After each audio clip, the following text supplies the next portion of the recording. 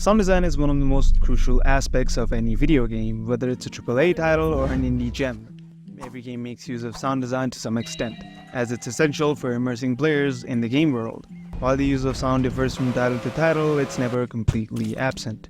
Music and sound effects play a significant role in enhancing the gaming experience. Certain kind of music can evoke feelings of dread, joy, or intrigue, heightening the player's emotional engagement.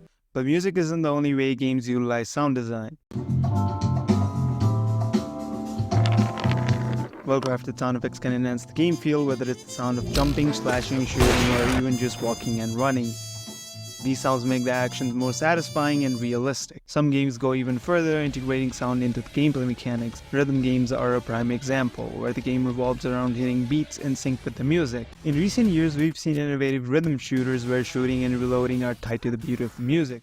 There are countless titles that have pushed the boundaries of sound design in creative ways, while others keep it simple yet effective. Regardless of the approach, one thing is clear: sound design is essential to any game, shaping the player's experience in profound ways. While AAA titles often have large budgets and dedicated audio teams, indie games have shown remarkable creativity and innovation in this area, often pushing the boundaries of what's possible with limited resources. In recent years, sound design in indie games specifically has been evolving in fascinating ways. Indie developers driven by passion and ingenuity have crafted some of the most memorable and impactful audio experiences in gaming. Having said all that, sound design is one of the most overlooked yet remembered aspects of a game. I don't often find people talking about the music or sound effects in a game unless it is incorporated as a core mechanic in the game. But people do think about it and keep that in mind. There are many tracks that people think about or associate with a game when mentioned. A few examples could be the main Minecraft soundtrack labeled COM 1 that many people have come to love and look into. Another is the original Super Mario Bros. Soundtrack. Indie games in particular have made significant strides in sound design. Despite limited resources, indie developers have crafted audio experiences that rival those of big-budget titles. One of my favorite uses of music comes from a quote indie studio From Software with the game Dark Souls 3, where through the use of music in a boss fight they tell a story, though it does require knowledge from previous games. When fighting the boss Soul of Cinder, the boss keeps switching movesets, starting with a great sword, then changing to a scimitar, a pike, and also a staff. There's a good lore explanation for this. The Soul of Cinder is the manifestation of all Lords of Cinder that are pledged to defend the first flame by linking it. Well, that's what it says in the official lore. This narrative explains why he has all these different movesets gameplay-wise. But that isn't the main point I wanted to talk about. The main point comes across when you finally beat him and he brings up his legendary second phase. This is when the music is expertly used for masterful storytelling without a single line of dialogue. Anyone who has played Dark Souls 1 can understand what is happening in the second phase simply through the music. In the second phase, he becomes the very first person to link the bonfire. He becomes the one who committed the first sin. He becomes Gwyn, the Lord of Cinder. If you've played Dark Souls 1, you understand this. The music says it all. It's also reflected in the movesets, which are the exact same. And all they needed to deliver this part of the story was the soundtrack that is played at the start of the second phase. The same soundtrack as the one in the first game when you fight Gwyn. Just 3 notes.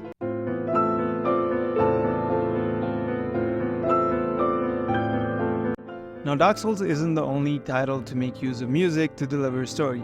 Let's talk about another quote in the title, Minecraft. If you've played Minecraft for a while, which I believe most of you guys have, you must have found one of these discs, or at least heard of them. There are a total of 16 discs in the game. Out of these 16 discs, there are 3 very specific ones that I wanted to talk about.